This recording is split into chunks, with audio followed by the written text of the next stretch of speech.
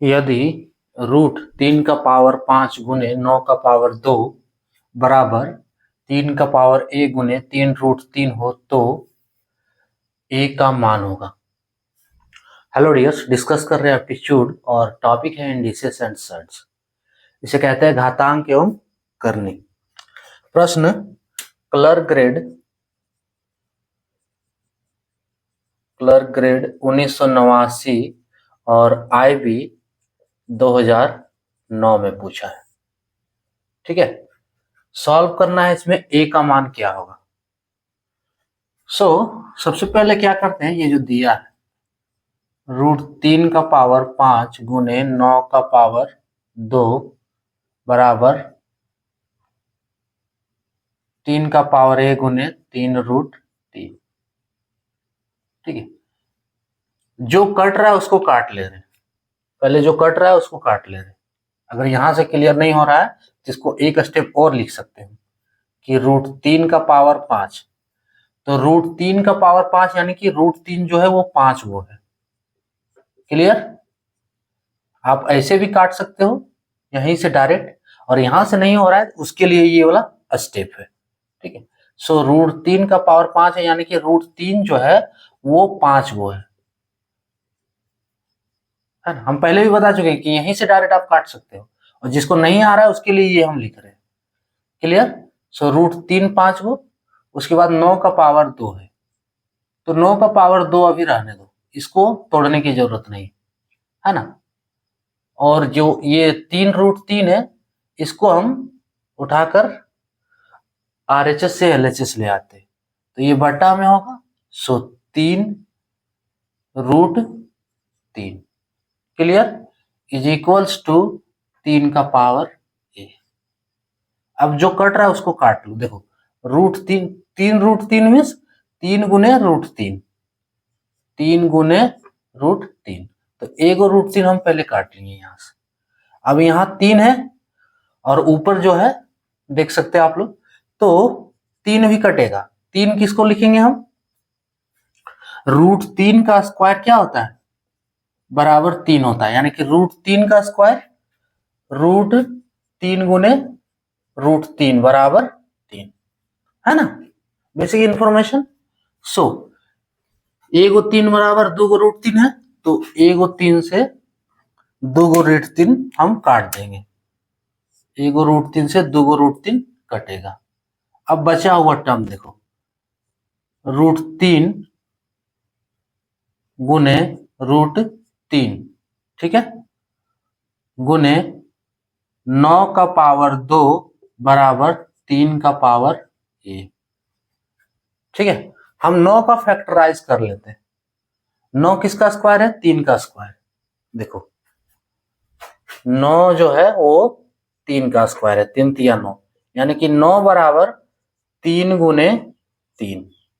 अब 3 बराबर क्या है, रूट 3 गुने रूट 3, रूट 3 गुने रूट 3, और ये 3 भी बराबर रूट 3 गुने रूट 3, यानी कि 1 2 3 4, रूट 3 का पावर 4।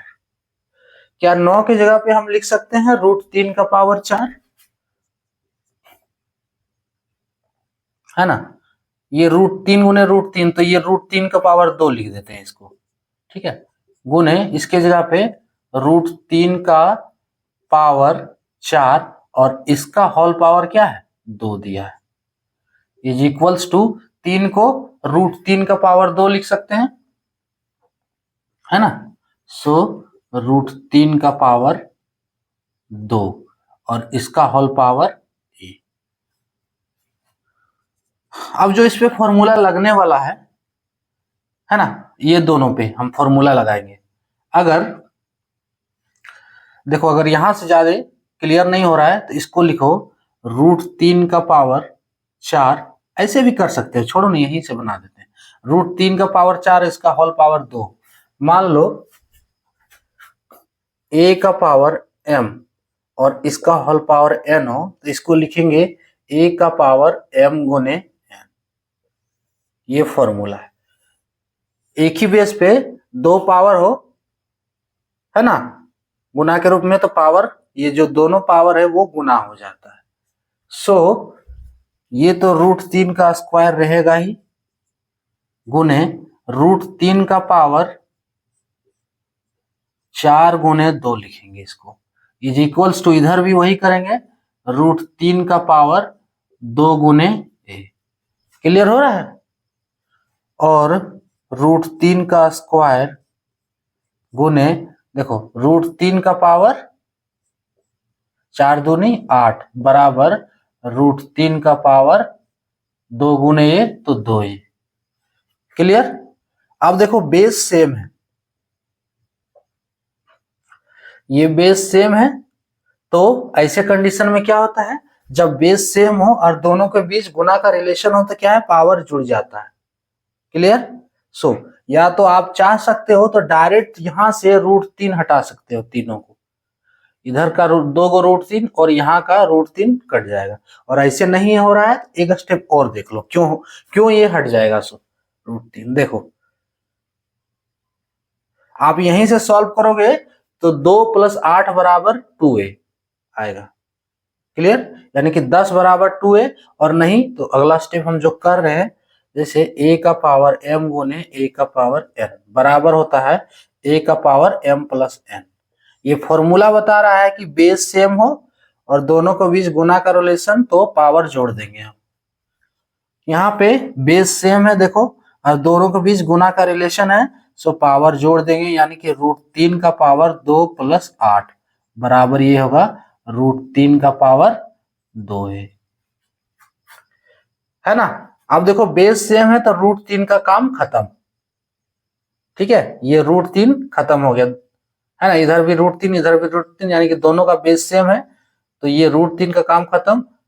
बच रहा है क्या, पावर बच रहा है। सो इसलिए 2 + 8 बराबर 2a, यानी कि 2a का वैल्यू कितना हो गया, 2 + 7 इसको जोड़ दो 10। सो 2a बराबर 10, इसीलिए a बराबर कितना होगा, 10/2। जब इसको काटेंगे तो a का वैल्यू 5 होगा। क्लियर? क्या किए इसमें, सबसे पहले जो कट रहा है उसको काट लिए, ठीक है, उसके बाद 9 का फैक्टराइज किए, ठीक है, 9 का फैक्टराइज करने पे कितना आया, 4 को √3 आया है, देखो यहां निकालें, 2 को 3 आया यानी कि 4 को √3, सो √3 का पावर 4 और इसका होल पावर 2 है। अब ऐसे कंडीशन में पावर गुना हो जाता है, इधर भी 3 को √3 में कन्वर्ट कर लिए। सो फाइनली √3 का स्क्वायर √3 का पावर 8 और इधर √3 का पावर 2 है।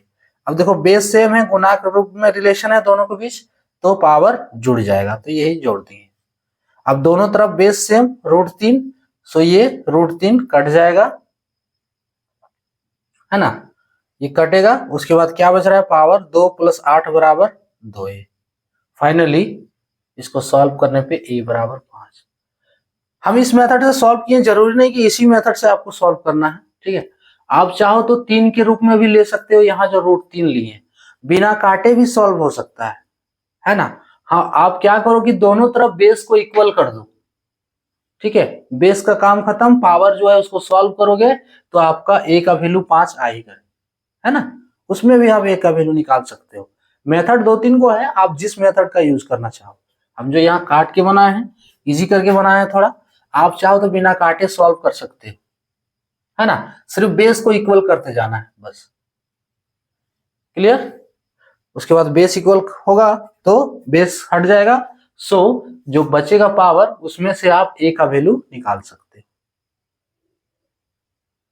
तो ये इसका हो गया आंसर 5 ना, ऑप्शन डी वाला करेक्ट होगा। क्लियर? तो ये था टॉपिक।